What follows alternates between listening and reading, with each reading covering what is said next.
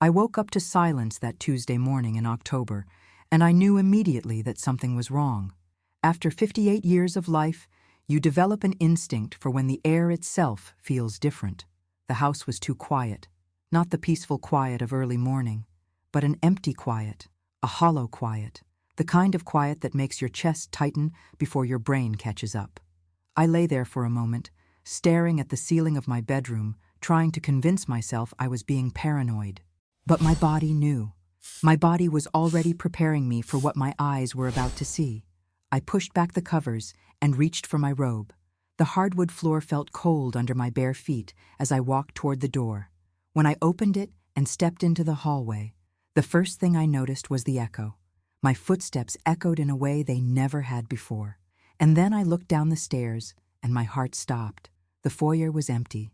Not just tidy, not just minimalist. Empty. The antique console table that had belonged to my grandmother was gone. The mirror above it, the one Theodore and I had found in a little shop in Vermont on our honeymoon, was gone.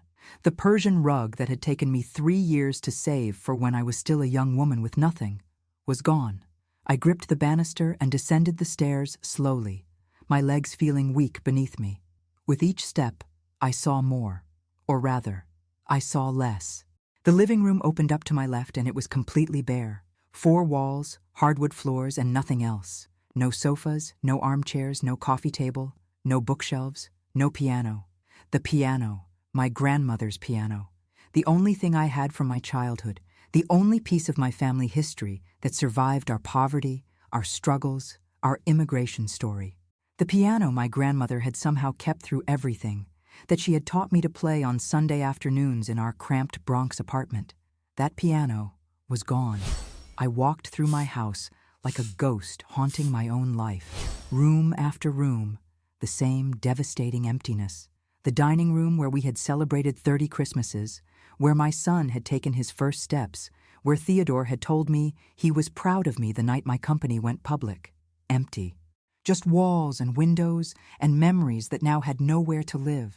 The kitchen still had appliances, things that were built in or too heavy to move easily. But the breakfast nook furniture was gone. The decorative pieces were gone. Even the curtains had been pulled down. I found myself in Theodore's study, or what used to be his study.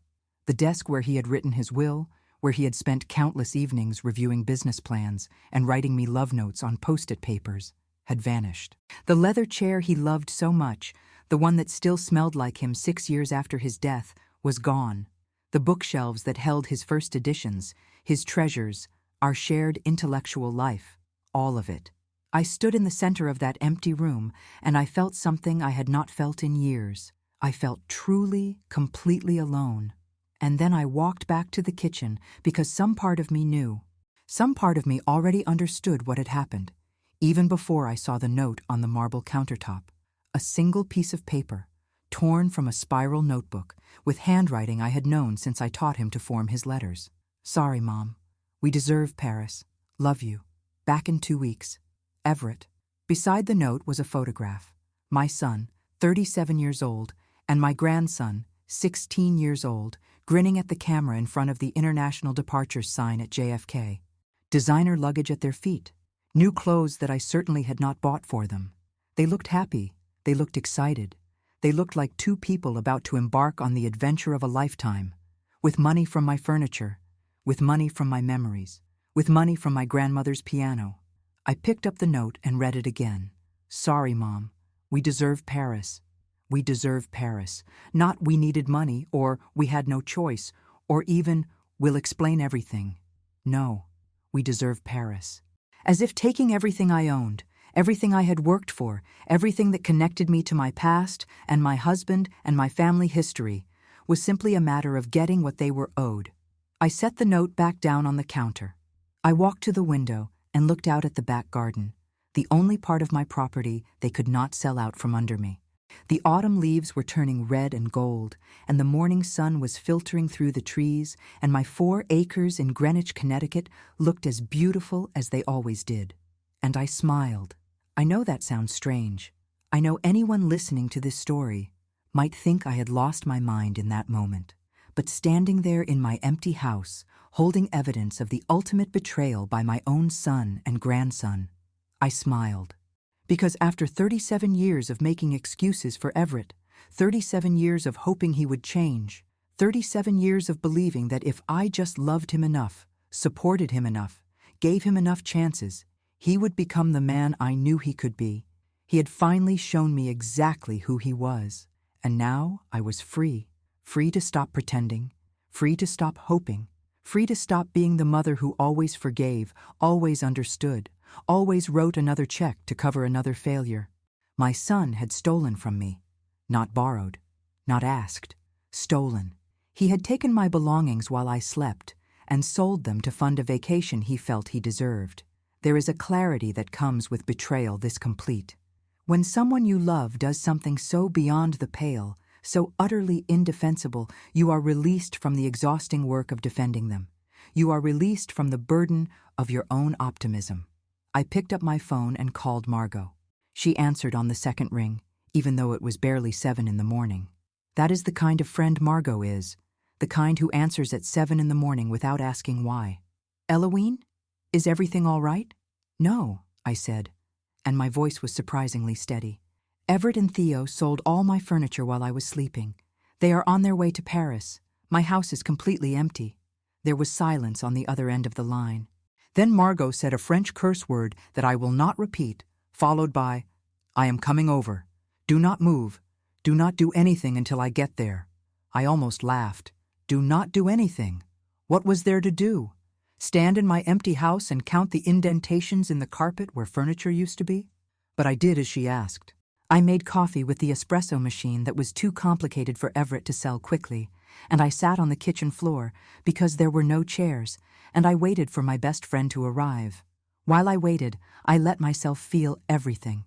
The shock, the hurt, the humiliation of being robbed by my own child, the specific piercing grief of losing my grandmother's piano, the only physical object that connected me to a woman who had loved me unconditionally, who had believed in me before anyone else did, who had died when I was 22 and still struggling, and who never got to see what I would become. I thought about Theodore and what he would say if he were here. Actually, I knew exactly what he would say, because we had this argument many times before he died. He would say, "I told you so." He would say, "This is what happens when you never let him fail." He would say, "You love him too much to let him become a man." Theodore had been right, of course. He usually was. But being right had not stopped him from enabling Everett in his own ways, from secretly paying off gambling debts and covering up failures and protecting our son from consequences. Theodore had been just as guilty as I was, even if he had the wisdom to recognize the problem. We had both loved our son into helplessness, and now I was alone with the results. Margot arrived 45 minutes later, which meant she had broken several traffic laws getting from her apartment in Manhattan to my house in Greenwich. She walked through the front door without knocking and stopped in the foyer, staring at the emptiness with her mouth open. "Mon Dieu," she whispered. Then she found me sitting on the kitchen floor with my coffee, and her face crumpled. "Oh, Eloise." She sat down next to me, right there on the cold tile, and she took my hand. We sat there together for a long moment without speaking. That is the gift of a 30-year friendship. Sometimes there are no words needed. Finally, Margot said, "What do you want to do?" And that was the question, was it not? What did I want to do? I could call the police.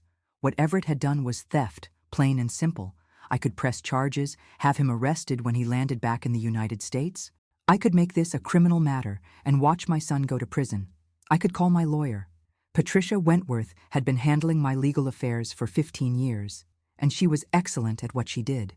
She could sue Everett for damages, for fraud, for whatever legal terms applied to a son who robbed his mother in her sleep.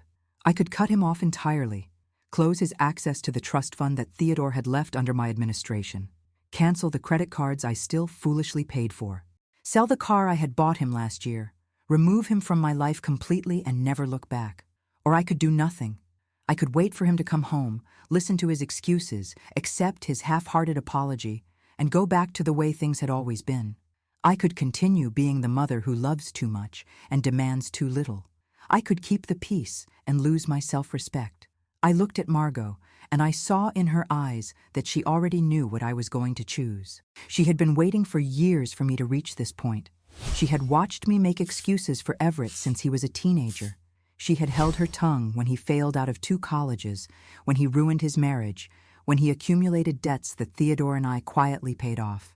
She had been a good friend, which meant she had never told me what to do, but she had always been honest when I asked. "I want to teach him a lesson," I said slowly. "Not just punish him, teach him. I want him to understand, really understand, what he has done and what it costs to live the way he has been living." Margot nodded. "And Theo?" "The boy is only 16. That was the part that broke my heart. Theo was not a bad kid. Not really. He was a teenager who had been raised by a father with no boundaries and a mother who had moved across the country with her new husband. He was lost and angry and looking for belonging in all the wrong places. He had participated in this crime, yes, but he was also a victim of Everett's influence. Theo needs to learn too, I said, but he also needs a chance. A real chance, with someone who will hold him accountable. I thought about Sloane, my former daughter-in-law, the woman Everett had married at 26 and divorced at 32 when she discovered his gambling debts. Sloane was a good person. She had tried her best with Everett, and when she could not fix him, she had left before he destroyed her too. She had moved to Seattle with her new husband, a surgeon who treated her well, and she had reluctantly agreed to let Theo live with his father because Theo had begged her, because he was at that age where boys often want to be with their fathers. I wondered if she knew what Everett was really like now. I wondered if she would want Theo back.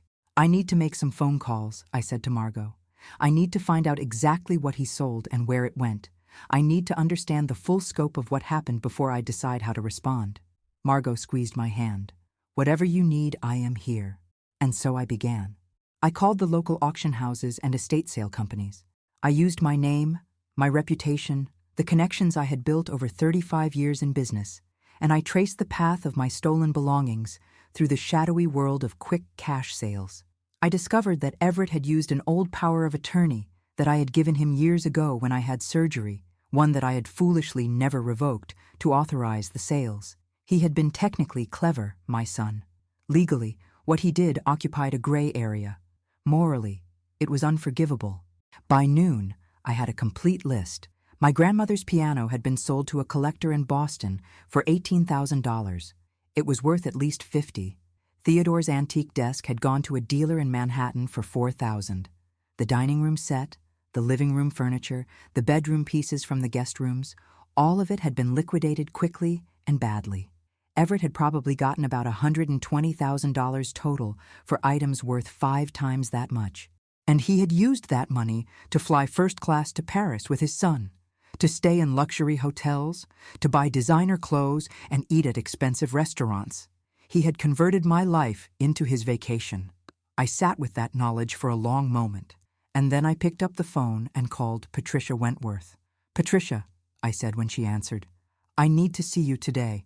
I am about to make some changes in my life, and I need to make sure I do it correctly." "Of course, Eloise. Come by at 3. "And Eloise? Whatever it is, I am sorry." Patricia knew my family. She knew Everett. She had probably been expecting this call for years. I hung up and looked at Margot. "He has 2 weeks in Paris," I said. "I have 2 weeks to prepare." Margot smiled, and there was something fierce in her expression. "What do you have in mind?" I told her. And as I spoke, as I laid out my plan piece by piece, I watched her smile grow wider. By the time I finished, she was laughing. "Oh, Eloise," she said. "This is magnificent. This is the woman I have always known you to be." I thought about my son, somewhere over the Atlantic right now, probably drinking champagne and congratulating himself on his cleverness. I thought about my grandson, posting pictures on Instagram, telling his friends about his amazing trip. They had no idea what was coming. They had no idea that while they were eating croissants and visiting the Louvre, their entire world was about to collapse. I picked up the photograph they had left, the one of them grinning at the airport. I looked at my son's face, searching for some sign of the baby I had held, the toddler I had taught to walk, the boy I had loved so fiercely that I had damaged him with my love. He was still in there somewhere, that boy. but he had grown into a man I did not recognize, a man who could steal from his mother and call it deserving, a man who could erase her history and call it an adventure. I set the photo down and took a deep breath. "All right," I said to Margot, "let us begin." To understand how I ended up sitting on my kitchen floor that October morning, you need to understand where I came from. You need to understand the distance between who I was born as and who I became, because that distance is everything. It is the reason I built what I built, and it is the reason my son believed he was entitled to tear it all down. I was born Eloise Brennan in the spring of 1967 in a 2-bedroom apartment in the South Bronx that housed 6 people: my parents, my grandmother, my 2 older brothers, and me. We were Irish immigrants, the kind of poor that Americans do not like to talk about. The kind of poor where you learn to sleep through hunger because dinner is not always guaranteed. The kind of poor where your mother works double shifts cleaning office buildings and still cannot afford new shoes for her children. My grandmother was the one who saved me. Her name was Maeve, and she had been a piano teacher in Dublin before she came to America. She had brought one thing with her across the ocean, one piece of her old life that she refused to leave behind, an upright piano that had belonged to her mother. That piano lived in the corner of our cramped living room, taking up space we desperately needed, and my father complained about it constantly. But my grandmother would not let it go. She taught me to play on Sunday afternoons, when the apartment was quiet and my brothers were out causing trouble in the streets. She would sit beside me on that narrow bench and guide my fingers across the keys, and she would tell me stories about Ireland, about her life before poverty, about the woman she had been, and the woman she believed I could become. "Eloise," she used to say, "you have something special in you, something that will not stay small. Promise me you will not let them make you small." I promised, and I kept that promise, even when keeping it meant sacrificing everything else. I worked my way through high school with grades good enough for a scholarship to a state college, but my family needed money, not a daughter with dreams. So I took a job as a secretary at a financial consulting firm in Manhattan, and I enrolled in night school to study economics. I was 19 years old, commuting 2 hours each way, working 8 hours a day and studying 4 hours a night. I slept on the subway. I ate cheap food standing up. I did what I had to do. That was how I met Theodore Castellan. He was a client at the firm where I worked, a young man from a good family who was starting his own business. He came in for a meeting one afternoon, and I was the one who brought him coffee. He looked at me, really looked at me, and asked my name. I told him. He asked what I was studying. I told him that too. And then he said something that changed my life. "You are wasted here, Eloise Brennan. You should be running this place, not serving coffee." No one had ever said anything like that to me before. No one except my grandmother, who had died the year before, leaving me her piano and her belief that I could be more than my circumstances. Theodore and I started talking. Then we started dating. His family was not pleased. The Castellans were old money, New England aristocracy, and I was an Irish girl from the Bronx with nothing to my name but ambition and a second-hand piano. But Theodore did not care what his family thought. He saw in me what my grandmother had seen, someone who would not stay small. We married when I was 24. We started our company together, Castellan and Associates, working out of a tiny office in Midtown with more dreams than clients. I did the work that Theodore's upbringing had not prepared him for. I understood numbers in a way he never could, understood risk and reward with the instincts of someone who had grown up with nothing to lose. Theodore brought the connections, the credibility, the name. I brought the strategy. Within 5 years, we were successful. Within 10, we were wealthy. Within 20, we were the kind of rich that my childhood self could never have imagined. We bought the house in Greenwich, 4 acres of land and a mansion that felt like a castle to me. I moved my grandmother's piano into the living room where it finally had space to breathe, and sometimes I would play it late at night and think about her. I wondered if she could see me somehow. I hoped she was proud. The one thing we could not seem to do was have children. We tried for years, suffered through miscarriages and failed treatments and the quiet grief that comes when your body will not do what you desperately want it to do. I was 39 when we finally accepted that it was not going to happen naturally. We talked about adoption. We talked about accepting our lives as they were. And then, miraculously, I got pregnant. I was 40 years old, and the doctors called it a geriatric pregnancy, which I found deeply offensive, but I did not care what they called it. I was going to be a mother. Everett was born on a cold February morning, and when they placed him in my arms, I felt something shift in the universe. This tiny person, this perfect creature, was mine to protect and nurture and raise. I looked at his face, and I made promises I did not know I could not keep. I promised he would never know hunger. I promised he would never know want. I promised he would have every opportunity I never had. I kept those promises too well. Looking back now, I can see all the places where Theodore and I went wrong. We gave Everett everything because we had worked so hard for the ability to give. We protected him from struggle because we knew how much struggle hurt. We wanted him to be happy, always happy, and we confused happiness with comfort. We confused love with provision. Everett was not a bad child. He was bright, charming, affectionate. He had Theodore's easy smile and my stubborn streak, and when he laughed, you could not help but laugh with him. But somewhere along the way, he learned that the world would always accommodate him. He learned that someone would always fix his mistakes. He learned that consequences were things that happened to other people. He was expelled from his first boarding school for cheating. We found him another school. He crashed the car we gave him for his 16th birthday while driving drunk. We bought him another car and hired a lawyer to make the charges disappear. He failed out of college twice. We told ourselves he just had not found his passion yet. When he was 26, he met Sloane. She was a young lawyer, smart and driven, and I thought maybe she would be good for him.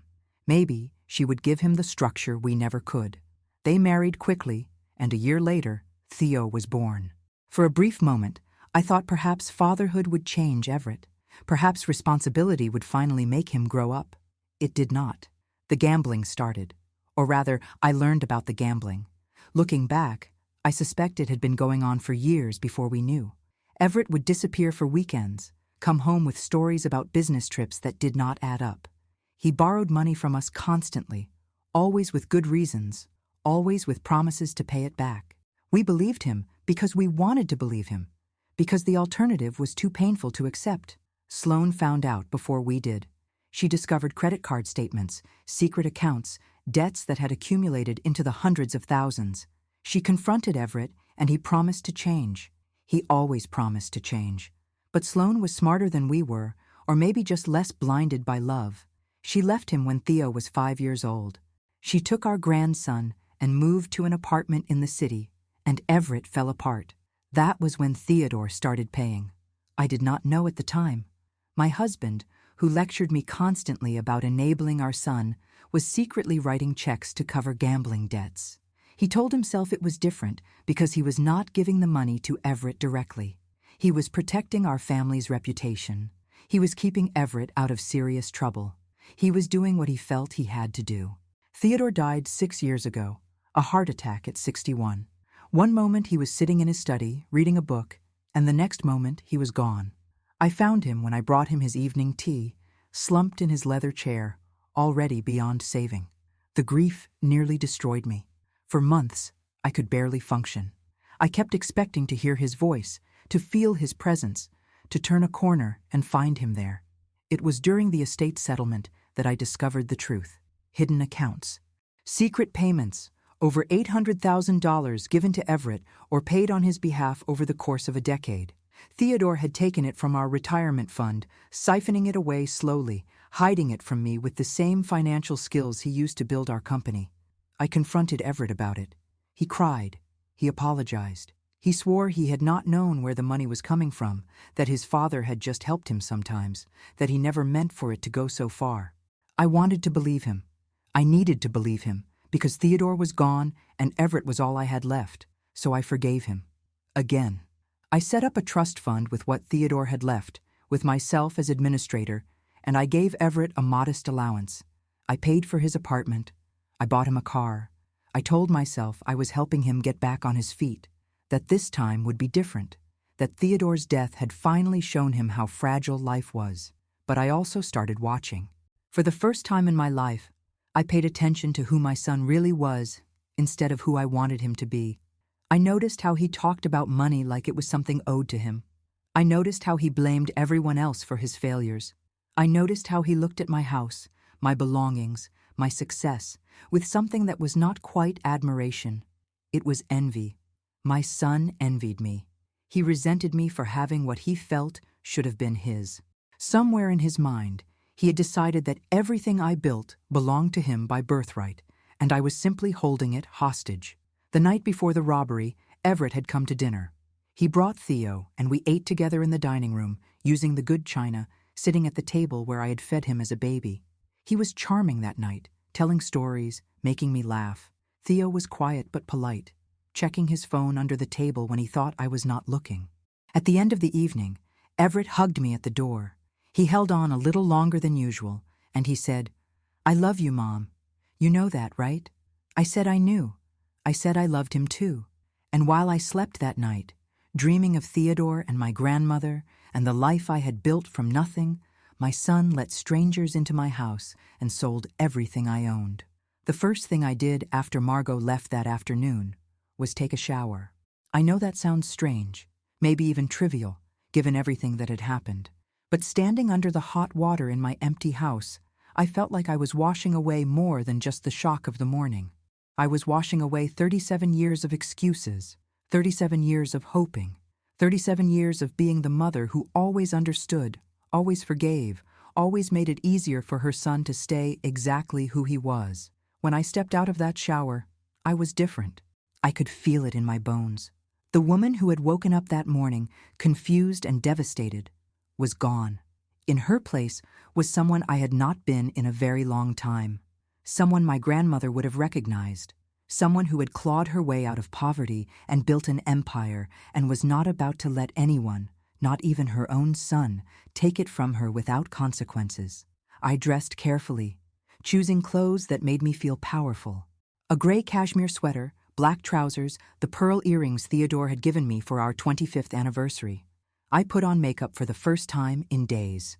I looked at myself in the mirror and I saw Eloise Castellan, founder of a $50 million company, widow of Theodore Castellan, survivor of poverty and loss and grief. I saw a woman who had been underestimated her entire life and had proven everyone wrong. I was not going to let my son be the exception. Patricia Wentworth's office was in Stamford, a 20-minute drive from my house. I arrived at exactly 3 o'clock, and her assistant showed me in immediately. Patricia was waiting for me behind her desk, a woman in her early 60s with silver hair and sharp eyes that missed nothing. We had known each other for 15 years, and in that time, she had handled my business affairs, my estate planning, and more than a few delicate family matters. She knew about Everett. She knew about the gambling, the debts, the endless disappointments. She had never judged me for continuing to help him, but I had always sensed her disapproval. "Eloise," she said, standing to greet me, "I am so sorry. Tell me everything." I sat down across from her and I told her. The empty house, the note, the photograph of my son and grandson grinning at the airport, the power of attorney he had used to authorize the sales, the auction houses and estate dealers who had bought my belongings for a fraction of their worth. By the time I finished, Patricia's face was grim. "The power of attorney complicates things," she said. "You gave it to him voluntarily, and you never formally revoked it. He could argue that he had the legal right to act on your behalf. I gave him that power of attorney 7 years ago when I had surgery," I said. "I was unconscious for 12 hours, and I needed someone to make decisions if something went wrong. I never intended for him to use it to rob me. I know. And morally, what he did is absolutely theft. But legally, it is a gray area. We could pursue civil action for breach of fiduciary duty, argue that he abused the power you gave him. We could potentially press criminal charges for fraud or conversion of property. But I have to be honest with you, Eloise. These cases are difficult. They take years. They cost hundreds of thousands of dollars. And at the end of it, you would have dragged your son through the court system and possibly sent him to prison." I sat with that for a moment. The idea of Everett in prison. My son, my only child, in an orange jumpsuit behind bars. It should have felt satisfying, the ultimate consequence for the ultimate betrayal. But it just felt sad. It felt like the final admission that I had failed as a mother, that the boy I had raised had become someone who belonged in a cage. I do not want to send him to prison, I said finally. I want to teach him. I want him to understand what he has done and what it costs to live the way he has been living. Prison would just give him someone else to blame. The system, the lawyers, me for pressing charges. He would never take responsibility. He would just become a martyr in his own mind. Patricia nodded slowly. Then what do you want to do? I want to cut him off. Completely. I want to close his access to the trust fund, cancel the credit cards, take back the car. I want to remove him from my will and make sure he understands that he will never inherit a single dollar from me.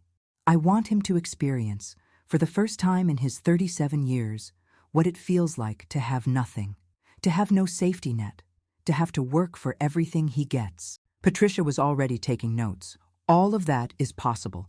The trust fund is under your administration, so you have full authority to modify the terms or dissolve it entirely. The credit cards are in your name, so you can cancel them immediately. The car is registered to you, so you can repossess it. As for the will, we can draft a new one this week. There is more, I said. My grandson, Theo, he was part of this. He went to Paris with his father, spent money that came from selling my belongings. But he is 16 years old. He is a child, and he has been raised by a man who taught him that this behavior is acceptable. I do not want to punish him the same way I punish Everett. I want to give him a chance. What kind of chance? His mother, Sloane. She has custody rights, but Theo has been living with Everett for the past 2 years because that is what he wanted. I think it is time for that arrangement to change. I want to talk to Sloane about taking him back, full time, getting him away from his father before it is too late. Patricia set down her pen and looked at me with something like admiration. You have thought this through. I have had all day to think, and I have had 37 years of experience watching my son make the same mistakes over and over again. I know exactly how he thinks, how he operates, how he justifies his behavior to himself. He is on a plane to Paris right now, probably congratulating himself on how clever he was. He thinks he got away with it. He thinks I will be upset for a few days and then forgive him like I always do. He is counting on my love to protect him from consequences. I leaned forward in my chair. I am done protecting him, Patricia. I am done being the safety net that catches him every time he falls. My love for my son has been weaponized against me for decades, and I refuse to let it happen anymore. This time, when he falls, he is going to hit the ground, and maybe, just maybe, the impact will finally wake him up. We spent the next 2 hours going through the details. Patricia drafted letters to the bank managing the trust fund, explaining that I was exercising my authority to freeze all distributions effective immediately. She prepared documents to cancel the credit cards, to transfer the car title so I could sell it, to remove Everett from my will entirely. She also drafted a new will, one that left my entire estate to a charitable foundation I would establish, with a small provision for Theo that he could access only after completing a college degree and maintaining employment for 5 consecutive years. He will contest this, Patricia warned me. When you die, whenever that may be, Everett will challenge the will. He will claim undue influence, diminished capacity, whatever his lawyers think might stick. Let him try, I said. I will make sure there is documentation of exactly why I made these choices. I will record a video explaining my reasoning. I will leave a paper trail so thorough that no court in the country will doubt my intentions. And if he still wants to fight, he can spend his own money on lawyers. He will not be spending mine. When I left Patricia's office that evening, I felt lighter than I had in years. The weight of responsibility for my son, the constant worry about his well-being, the exhausting hope that he would change, all of it was lifting from my shoulders. I was not abandoning him. I was not stopping loving him. But I was finally accepting that my love could not save him. Only he could save himself. And he would never even try as long as I kept making it easy for him to fail. The next morning, I began the work of reclaiming my belongings. I had the list of everything that had been sold and where it had gone. Most of the furniture, the generic pieces that could be found in any wealthy home, I did not care about. Let them go. They were just things, replaceable things, things that held no particular meaning. But some items were different. Some items were irreplaceable. I started with my grandmother's piano. The collector in Boston who had bought it was a man named Harold Finster, a retired professor who collected antique instruments. I found his number and called him directly. "Mr. Finster," I said when he answered, "my name is Eloise Castellan. I believe you recently purchased an upright piano from an estate sale in Connecticut. That piano belonged to my grandmother, and it was sold without my knowledge or consent. I would like to buy it back." There was a pause on the other end of the line. "Mrs. Castellan, I paid $18,000 for that piano. It is a beautiful instrument, and I have already had it tuned and placed in my home. I understand. I am prepared to offer you $30,000 for its return. That is a significant profit for a few days of ownership." Another pause. I could hear him calculating, weighing his attachment to the piano against the money being offered. Finally, he said, "$40,000, and I will have it delivered to you personally." Done. It was robbery, paying more than twice what the piano was worth to get back something that should never have been taken from me in the first place. But I did not care about the money. Money was just numbers in an account. That piano was my grandmother's hands on the keys, her voice in my ear, her belief in me when no one else believed. It was worth any price. I made similar calls throughout the week. Theodore's desk, the one where he had written me love letters and planned our future, had been sold to an antique dealer in Manhattan. I bought it back for $12,000. A set of first-edition books that had belonged to my husband, sold to a rare book dealer in New Haven, cost me another $8,000 to recover. The Persian rug from the foyer, the one I had saved for years to buy when I was still young and struggling, had been purchased by an interior designer in Greenwich. She was less willing to sell, but everyone has a price. Hers was $15,000. By the end of the week, I had spent nearly $100,000 recovering my own possessions. $100,000 to undo what my son had done in a single night. Every check I wrote, every wire transfer I authorized, I felt the weight of his betrayal pressing down on me. This was what his trip to Paris had cost me. Not just the money he had gotten from the sales, but the money I had to spend to get my memories back. But I did not put any of it back in the house. I rented a storage unit in Stamford, a climate-controlled facility where I placed each recovered item carefully, lovingly, like I was tucking them into bed. They would stay there until I was ready, until Everett came home and faced what he had done. While I was reclaiming my past, I was also preparing for the future. I called Sloane on Wednesday evening, 3 days after the robbery. She answered on the fourth ring, her voice cautious. "Eloise, is everything okay?" I had always liked Sloane. She was the kind of woman who saw things clearly, who did not make excuses for people who did not deserve them. She had loved my son once, genuinely loved him, and he had broken her heart with his lies and his gambling and his refusal to grow up. She had taken Theo and left, and I had never blamed her for it. I had only wished I had her courage. "No," I said, "everything is not okay. I need to tell you something, and I need you to listen without interrupting until I am finished." I told her everything. The empty house, the note, the trip to Paris funded by my stolen belongings. I told her about the power of attorney, the auction houses, the $100,000 I had spent recovering what I could. I told her about my plan to cut Everett off completely, to force him to face consequences for the first time in his life. When I finished, there was silence on the other end of the line. Then Sloane said something that surprised me. I knew he was getting worse. I did not know it had gotten this bad.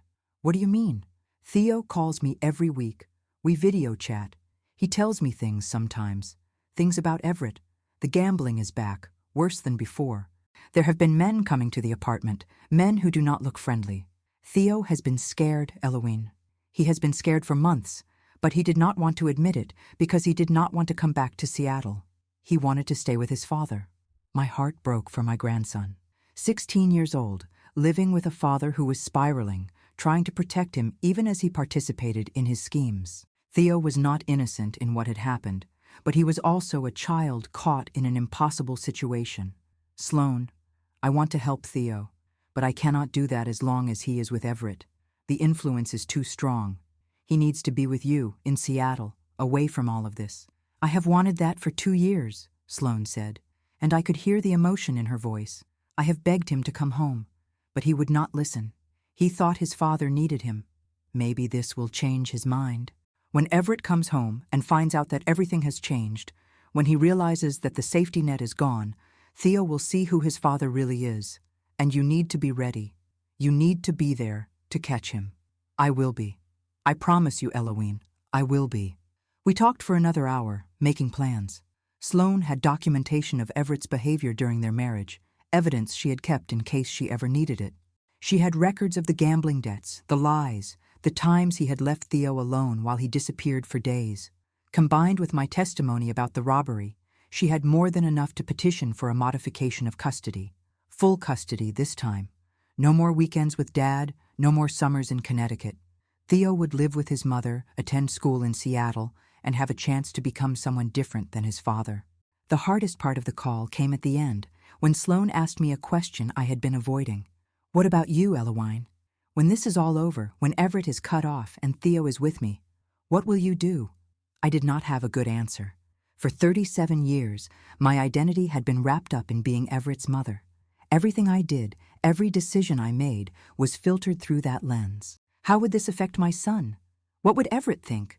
Would this make things better or worse for him? I had lost myself in the role, subsumed my own needs and desires into the endless project of trying to save someone who did not want to be saved. I do not know, I admitted. I suppose I will figure that out. The days passed slowly after that. I tracked Everett and Theo's trip through social media, watching them post photographs from the Eiffel Tower, the Louvre, the cafes of Montmartre. They looked happy. They looked carefree. They looked like two people on the vacation of a lifetime, not two people who had stolen from their own family to make it happen. Each photograph was a knife in my chest, but I made myself look. I needed to remember. I needed to hold on to the anger, the clarity, the resolve that had crystallized in me that first morning. It would be easy, when Everett came home with his charming smile and his practiced apologies, to soften, to forgive, to fall back into old patterns. I could not let that happen. Margot came to stay with me for the second week. She said it was to keep me company, but I knew she was also there to keep me strong. She knew me better than anyone, knew how easily I could be swayed by love and guilt, and the desperate hope that this time would be different. You are doing the right thing, she told me one evening, as we sat in the kitchen, eating takeout because I still had no dining room furniture. I know it does not feel like it. I know it feels cruel and harsh and unlike you.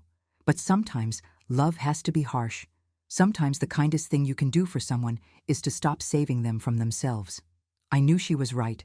I had read the books, attended the therapy sessions, heard the lectures about enabling and codependency and the difference between helping and hurting.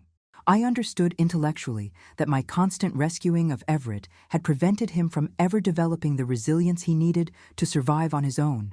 But understanding something and doing something are very different things, especially when the person you are refusing to help is your own child. The night before Everett and Theo were scheduled to return, I barely slept. I lay in my bed in my half-empty house, staring at the ceiling, rehearsing what I would say.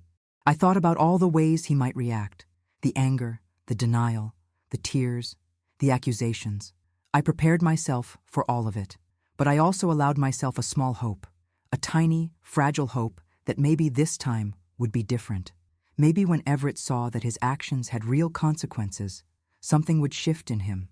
Maybe the shock would be enough to finally break through the walls of entitlement and self-deception he had built around himself. Maybe losing everything would be the thing that saved him. I did not really believe it, but I hoped. Because despite everything, despite the betrayal and the theft, and the casual cruelty of that note, he was still my son. And a mother never stops hoping, even when hope is the most painful thing of all. The next morning, I woke early and dressed carefully again. I put on armor of cashmere and pearls, and I drove to JFK with Margot beside me and Patricia meeting me there. The flight from Paris was scheduled to land at 3 in the afternoon. By 3:30, my son would walk through those arrival doors and into a world he did not recognize. I was ready. The international arrivals terminal at JFK was crowded that Thursday afternoon, filled with families waiting for loved ones, drivers holding signs with names, couples clutching flowers and balloons. I stood apart from the joy, positioned near the back of the waiting area with Patricia on my left and Margot on my right. 2 officers from the civil court stood nearby, holding the documents that would begin the unraveling of my son's life. Across the terminal, in a quiet corner near a coffee shop, Sloane waited with her attorney. She had flown in from Seattle the day before, staying at a hotel near the airport so she could be here for this moment. She looked tired but determined, clutching a folder of custody documents that represented 2 years of waiting for the right moment to bring her son home. We did not speak to each other, Sloane and I. We did not need to. We both knew our roles in what was about to happen. We both understood that this was not about revenge or punishment, not really.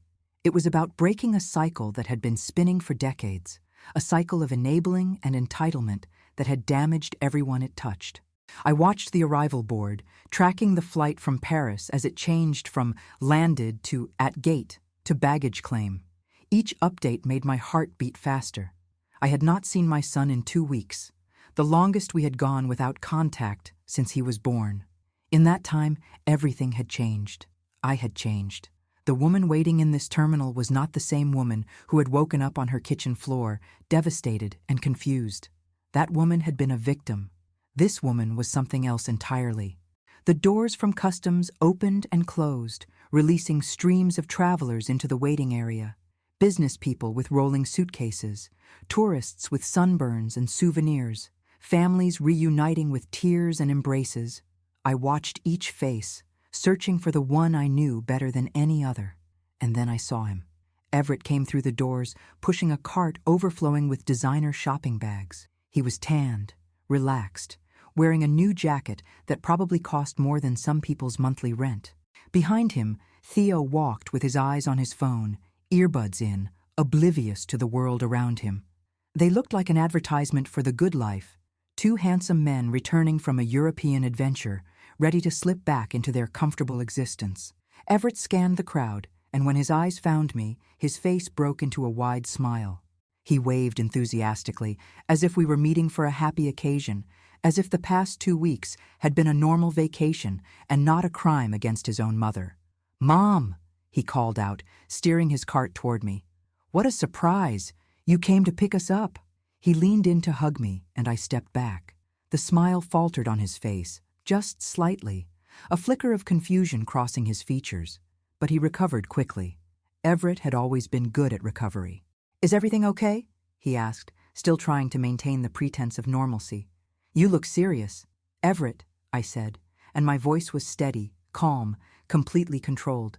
"These gentlemen have some documents for you." The officers stepped forward, and I watched my son's face change. The confusion deepened, then shifted into something harder as he took in their official appearance, the papers in their hands. Theo looked up from his phone, pulling out his earbuds, suddenly alert. "What is this?" Everett asked, taking the documents with hands that were beginning to tremble. "Mom, what the hell is this?" "Read them," I said. He did. I watched his eyes move across the pages, watched the color drain from his face as he absorbed what he was seeing. Notice of eviction from the Greenwich property. Termination of the trust fund. Notification of a civil suit for breach of fiduciary duty.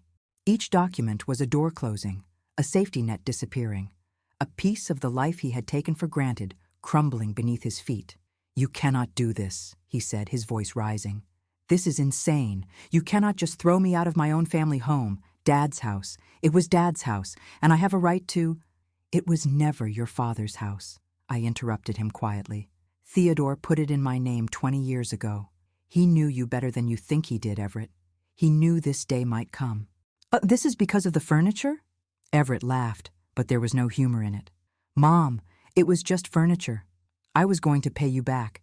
We just needed a vacation, a break from everything. Do you have any idea how stressful my life has been? You have no idea what I have been dealing with." I felt Margot stiffen beside me, felt Patricia's hand touch my arm in silent support. This was the moment I had prepared for. The excuses, the deflection, the transformation of himself from perpetrator to victim. I had heard variations of this speech 1,000 times before, and I had always found a way to accept it, to make room for his rationalizations, to convince myself that he did not really mean it the way it sounded. Not anymore. "You sold my grandmother's piano," I said. "The only thing I had from her. The only piece of my history that survived our poverty. You sold it to a stranger for $18,000 so you could drink champagne in Paris. For just a moment, something flickered in Everett's eyes, something that might have been shame, but it disappeared as quickly as it came, buried under layers of defense mechanisms. I did not know it was that important to you, he said. You never told me. I should not have had to tell you. A decent person would have known. Theo had been standing silent through all of this, his face pale, his eyes darting between me and his father. Now he spoke for the first time. Grandma, I am sorry. I did not want to do it. Dad said you would understand, that you had so much stuff you would not even notice. I told him it was wrong, but he said, "Shut up, Theo," Everett snapped. "Do not apologize to her. She is the one who is being unreasonable." And that was when Sloane stepped forward. Theo saw her before Everett did. His face went through a rapid series of emotions: surprise, confusion, hope, fear. He took a step toward her without thinking, then stopped, looking back at his father. "Mom, what are you doing here?" Sloane approached slowly, her attorney beside her. She looked at Everett with an expression I recognized, the look of a woman who had loved someone once and now only felt tired. "I am here for my son," she said, and she handed Everett another set of documents. I watched my son read the custody modification petition, watched the last of his composure crumble. His hands were shaking badly now. His face had gone from pale to gray.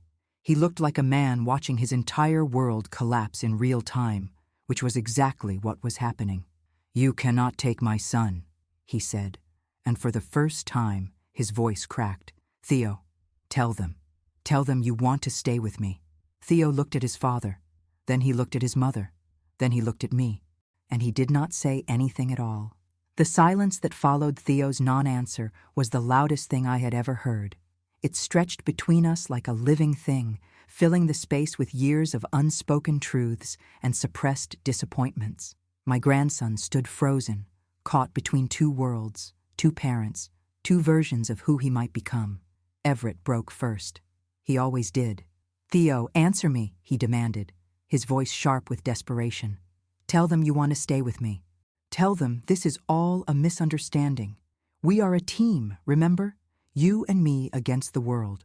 I watched my grandson's face as his father spoke, and I saw something I had never noticed before.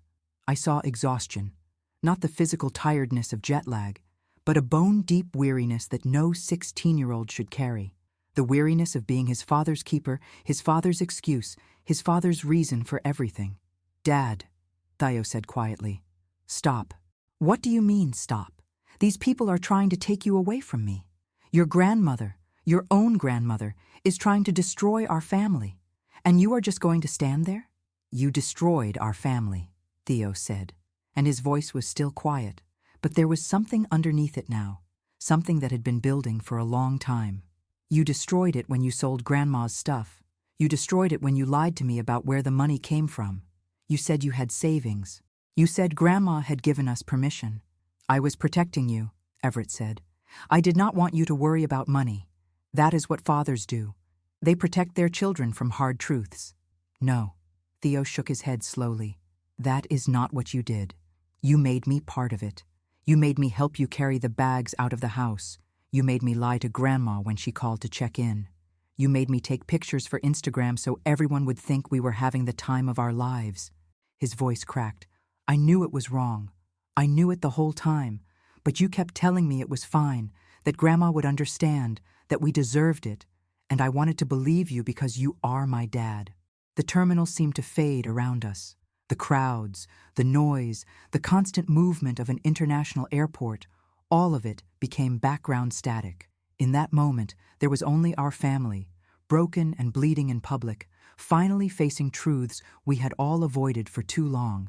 Everett turned to me, and I saw something shift in his expression. The charm was gone. The excuses were gone. What remained was raw and ugly, the face of a man who had never learned to lose. "This is your fault," he said, pointing at me. "You did this. You turned my own son against me. You poisoned him with your money and your judgment and your constant disappointment. Nothing I ever did was good enough for you, was it? Nothing I ever accomplished measured up to the great Eloine Castellan." "What did you accomplish, Everett?" I asked, and my voice was calm even as my heart pounded. Tell me, in 37 years, what did you build? What did you create? What did you contribute to anyone other than yourself? I tried, he shouted, and people around us were starting to stare. I tried so many times, but you were always there with your checkbook, ready to swoop in and save me. How was I supposed to learn to stand on my own when you never let me fall? It was the same argument I had heard before, the same deflection of responsibility onto me. But this time, I did not accept it. You are right, I said, and I saw surprise flash across his face. I enabled you. I protected you from consequences. I loved you so much that I damaged you with my love. That is my failure, and I will carry it for the rest of my life. But Everett, you are 37 years old. At some point, you became responsible for your own choices. At some point, you stopped being a child who needed protection and became a man who used my love as a weapon against me. So this is my punishment? He gestured at the documents in his hand. Losing everything? Losing my son? This is how you show your love? This is how I stop showing my love the wrong way. This is me finally giving you what you should have had decades ago, the opportunity to become a man without a safety net. You can hate me for it. You probably will. But maybe someday, when you have built something of your own, when you have earned something through your own effort, you will understand. Everett laughed bitterly. Built something of my own? With what? You are taking everything. The house, the money, my son. What am I supposed to build with nothing? I built an empire with nothing, I said. I came from a 2-bedroom apartment in the Bronx with 6 people and not enough food. I worked as a secretary during the day and went to school at night. I slept on subways. I ate standing up. I did what I had to do because no one was coming to save me. I stepped closer to him, and I saw him flinch. You have more than I ever had, Everett. You have an education. You have experience. You have connections. You have your health and your mind and your charm, which you have used your entire life to manipulate people who love you. Now use it for something real. Prove me wrong. Show me that there is more to you than I have seen. The color was returning to Everett's face, but it was an angry flush now. His hands were clenched at his sides, the documents crumpled in his fist. I could see him warring with himself, trying to find an angle, a manipulation, a way out of this that did not require him to actually change. And if I contest this? He asked. The trust, the will, all of it. I have rights. I am your son. You can try, Patricia said, speaking for the first time. But I should warn you that we have documented everything. The power of attorney abuse, the sales records, the estimated value of the stolen property versus what you actually received. We have your social media posts from Paris, time-stamped and archived, showing exactly how you spent the proceeds of your theft. If you want to go to court, we are prepared. But you should know that the legal fees alone will exceed anything you might hope to recover, and at the end of it, all you will have accomplished is making your estrangement from your mother a matter of public record. Everett looked at Patricia with hatred in his eyes. Then he looked at Margot, who had been standing silently beside me the entire time. Then he looked at Sloane, who was waiting with quiet patience for him to finish his tantrum so she could take her son home. And then he looked at me. You will regret this, he said quietly. When you are old and alone, and there is no one left to take care of you, you will remember this moment.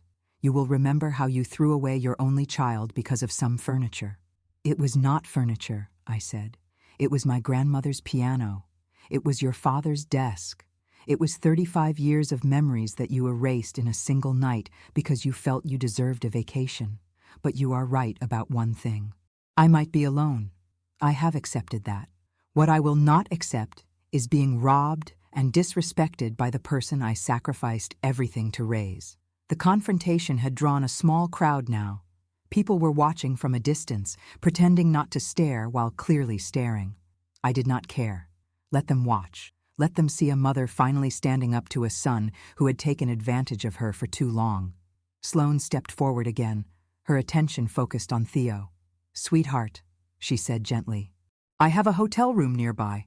We do not have to figure everything out today, but I want you to come with me, just for tonight, just so we can talk. Theo looked at his father one more time. I saw the love there, The complicated, painful love that children have for parents who disappoint them. I knew that love intimately. I was feeling it myself. "Dad," Theo said, "I am going to go with Mom." "Theo, do not do this. Please, you are all I have left." The words hung in the air, and I felt their weight. You are all I have left. Not a declaration of love, but a statement of possession. Theo was not a son to be cherished. He was an asset to be retained. And Theo heard it too. "That is the problem, Dad," he said, and his voice was older than his 16 years. "I should not be all you have. You should have built a life, a real life, with work and friends and something to show for yourself. Instead, you just took. From Grandma, from Mom, from me. And now you have nothing because you never built anything." He walked to his mother and let her put her arm around him. Sloane looked at me over his head, and I saw gratitude in her eyes. Gratitude and something else. A shared understanding between two women who had both loved Everett and both been let down by him. "I will be in touch," Sloane said to me. "About visits, about the future. We will figure it out together." I nodded. "Take care of him." "I will." They walked away together, mother and son, toward a future that did not include Everett. I watched them go until they disappeared into the crowd, and I felt something loosen in my chest. My grandson was going to be okay. He was going to have a chance. When I turned back to Everett, something had changed in him. The anger was still there, but it had been joined by something else. Something I had not seen in his face since he was a small boy who had broken a window with a baseball and was waiting to be punished. Fear. Real fear. "Mom," he said, and his voice was different now. Smaller. "What am I supposed to do?" It would have been easy in that moment to soften, to see the frightened child inside the selfish man and reach out to comfort him. Every instinct I had developed over 37 years of motherhood was screaming at me to make it better, to fix it, to find a way to ease his pain.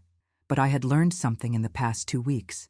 I had learned that sometimes the most loving thing you can do is let someone hurt.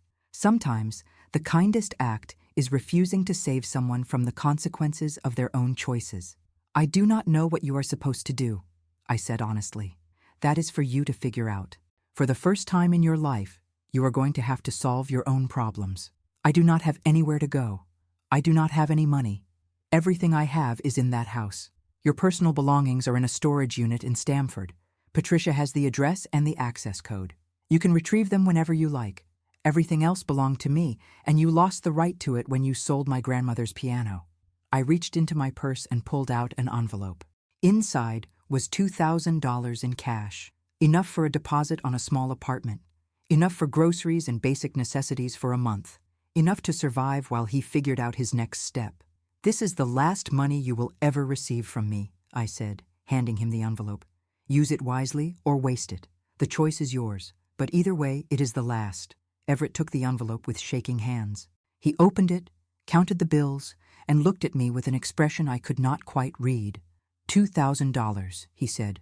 37 years of being your son, and this is what I am worth." "You are worth more than any amount of money," I said. "You are my son, and I love you. I will always love you. But loving you does not mean funding your self-destruction. It does not mean enabling behavior that hurts both of us. If you want a relationship with me, a real relationship, you are going to have to earn it. Not with money, not with charm, but with genuine change. And if I cannot change?" The question hung between us, honest in a way Everett rarely was. For a moment, I saw behind the defenses, behind the excuses, to the real fear underneath. The fear of a man who had never learned to stand on his own and was not sure he could. "Then I will mourn the son I thought I had," I said. "And I will find a way to live without you. But I hope it does not come to that. I hope you surprise me. I hope you find something inside yourself that I have never been able to find for you." I turned to leave, and Patricia and Margot fell into step beside me. Behind us, I heard Everett call out, "Mom, wait." I stopped, but did not turn around. "I am sorry," he said. "About the piano. I really am. I did not know it meant so much to you. I should have known, but I did not. I am sorry. It was not enough. An apology could not undo what had been done, could not rebuild the trust that had been broken. could not restore the years of damage that had accumulated between us. But it was something. A crack in the wall, a sliver of light. "Thank you for saying that," I said, and I walked away. Margot took my arm as we left the terminal, and I realized I was shaking. The adrenaline that had sustained me through the confrontation was fading, leaving behind a bone-deep exhaustion and a grief that would take months to process. "You did well," Margot said softly. "That was the hardest thing you have ever done." "I know. How do you feel?"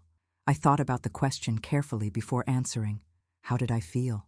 Sad, relieved, guilty, proud, heartbroken, liberated. All of those things at once, swirling together into an emotional storm that I could not quite name. "I feel like I finally stopped being Everett's mother," I said, "and started being Elowain again." Margot squeezed my arm. "Welcome back." We walked out into the afternoon sun, and I took a deep breath of autumn air. Behind me, somewhere in that terminal, my son was holding an envelope of cash and facing the first real challenge of his life. I did not know if he would rise to meet it. I did not know if there was enough inside him to build something from nothing. But for the first time in 37 years, that was not my problem to solve. That was his journey to take, his lesson to learn, his life to live or waste. And I was finally free. 3 months passed. Autumn turned to winter, and the trees on my Greenwich property shed their leaves and stood bare against the gray December sky. I watched the seasons change from the window of my living room, which was no longer empty. The furniture I had recovered from storage now filled the space, arranged differently than before, a new configuration for a new chapter of my life. My grandmother's piano stood in the corner where the morning light touched it, and sometimes I played in the early hours before the world woke up. I was rusty, my fingers stumbling over passages that had once been effortless, but it did not matter.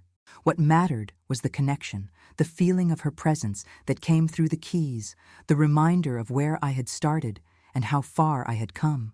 The house felt different now, lighter somehow, despite the weight of everything that had happened. I had redecorated slowly, thoughtfully, choosing pieces that reflected who I was rather than who I thought I should be. Gone were the formal arrangements Theodore and I had maintained for decades. In their place was warmth, color, comfort. A home for one person instead of a showpiece for many. Margot visited often, sometimes staying for days at a time. We cooked together in my kitchen, drank wine by the fireplace, talked about everything and nothing. She was the sister I had never had, the friend who had seen me through my worst moments and never wavered. I did not know what I would have done without her during those first terrible weeks. I also started seeing a therapist. Her name was Dr. Eleanor Vance, a woman in her 60s who specialized in family dynamics and codependency. Twice a week, I sat in her comfortable office in Stamford and unpacked decades of enabling behavior, misplaced guilt, and the particular pain of loving someone who kept hurting you. It was difficult work. Some sessions left me exhausted and raw.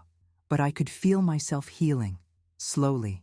Like a bone that had been broken for so long, I had forgotten what wholeness felt like. Everett did not contact me for the first 6 weeks. I heard about him through Patricia, who kept tabs on the legal situation, and through the occasional update from Sloane, who heard things through Theo. He had rented a small apartment in Stamford with the money I had given him. He had gotten a job as a junior real estate agent at a small firm, the kind of entry-level position he would have sneered at a year ago. He was working, actually working, for the first time in his adult life. I did not know how to feel about that. Part of me was proud, cautiously hopeful that maybe this time really was different. Another part of me had been burned too many times to trust the signs of change. I decided to wait, to watch, to let him prove himself through actions rather than words. The first contact came in late November, a text message that simply said, "Mom, can we talk?" I stared at that message for a long time before responding. My therapist and I had discussed this possibility, had prepared for the moment when Everett would reach out. I knew what I wanted to say, what boundaries I needed to maintain. But knowing and doing are different things. "Yes," I wrote back. "Coffee. Public place. Next Saturday." We met at a cafe in downtown Greenwich, a neutral space where neither of us had history. Everett was already there when I arrived, sitting at a corner table with his hands wrapped around a cup of coffee. He looked different, thinner, tired, but there was something else, something I could not immediately identify, an alertness in his eyes that had not been there before. "Mom," he said, standing as I approached, "thank you for coming." I sat down across from him and ordered tea from the waitress. We looked at each other in silence for a moment. Two people who had known each other for 37 years and were suddenly strangers. "How are you?" I asked finally. "I am surviving," he said. "The apartment is small. The job is hard. I am not very good at it yet, but I am learning." He paused. "It is different.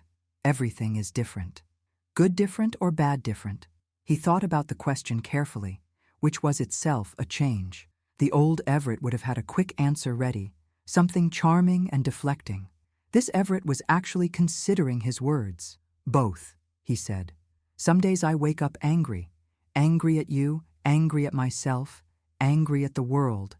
I think about everything I lost, and I want to blame everyone except myself." He looked down at his coffee. "But other days, I wake up and I feel something I have not felt in a long time. I feel like maybe I can do this. Maybe I can build something real." I listened without responding, letting him speak. "I have been going to meetings," he continued. "Gamblers Anonymous, 3 times a week.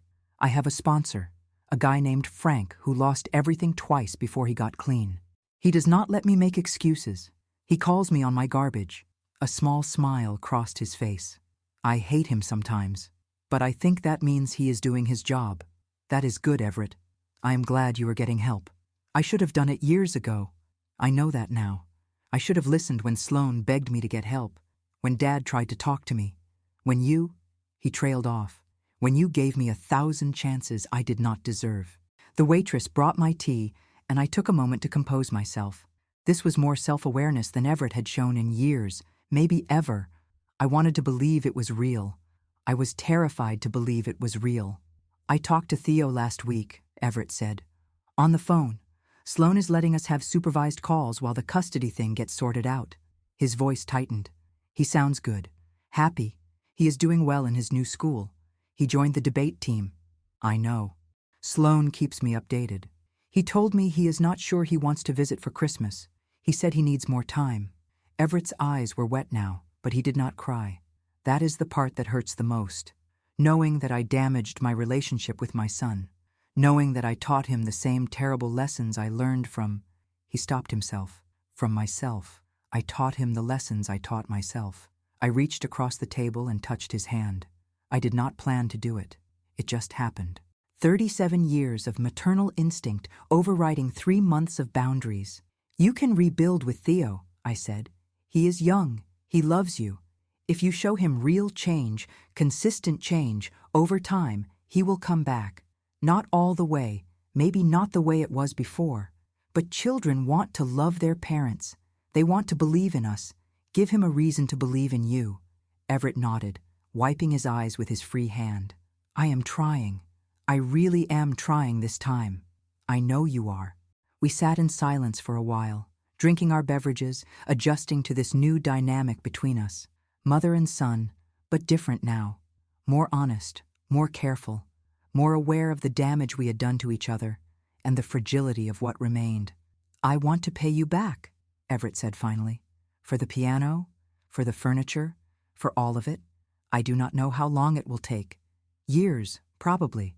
But I want to pay back every dollar. That is not necessary. It is necessary. For me. I need to know that I earned back what I took. I need to prove to myself that I can make things right." I looked at my son, really looked at him, and for the first time in years, I saw a glimmer of the man I had always hoped he would become. Not there yet, maybe never fully there, but moving in the right direction, taking steps instead of standing still. "Okay," I said. "If that is what you need, I will accept it." Everett smiled, and it was a different smile than I was used to seeing. Smaller, less practiced, more real. "Thank you, Mom, for everything, even for the hard parts. Especially for the hard parts." I finished my tea and gathered my things to leave. At the door of the cafe, I turned back to look at him one more time. He was still sitting at the table, watching me go, and there was something in his expression that made my heart ache with a complicated mix of love and sorrow and hope. "Everett," I said, "I love you. I never stopped loving you. I know, he said. I love you too. I walked out into the cold December air and started toward my car. The sky was gray, threatening snow, and the holiday decorations on the lampposts swayed in the wind. I thought about all the Christmases past, all the dinners and gifts and forced cheer. I thought about the empty table this year, the quiet house, the space where my son used to be, and I realized I was okay with it. Not happy exactly, but at peace, because for the first time in 37 years, my love for my son was no longer a burden I carried alone. He was carrying his own weight now, taking his own steps, making his own choices. Whatever happened next, whether he succeeded or failed, it would be his journey. My grandmother used to say that the hardest part of loving someone is letting them go. She was right, as she was right about most things. Letting go of Everett, letting go of my need to save him, was the hardest thing I had ever done, but it was also the most loving. I drove home through the winter streets, past the bare trees and the holiday lights, back to the house I had rebuilt from emptiness. I sat down at my grandmother's piano and played a song she had taught me 50 years ago, a simple Irish melody about loss and hope and the passage of time. And for the first time since that October morning, when I woke to find my life erased, I felt something I had not expected to feel. I felt grateful for the pain that had finally forced me to change, grateful for the clarity that had come from betrayal, grateful for the chance to become, at 58 years old, the woman my grandmother had always believed I could be, a woman who loved fiercely but wisely, a woman who had boundaries, a woman who had finally learned that sometimes the greatest gift you can give someone is the space to save themselves. I finished the song and let the last note fade into silence. Outside my window, the first snowflakes of winter began to fall, covering the world in white, making everything clean and new.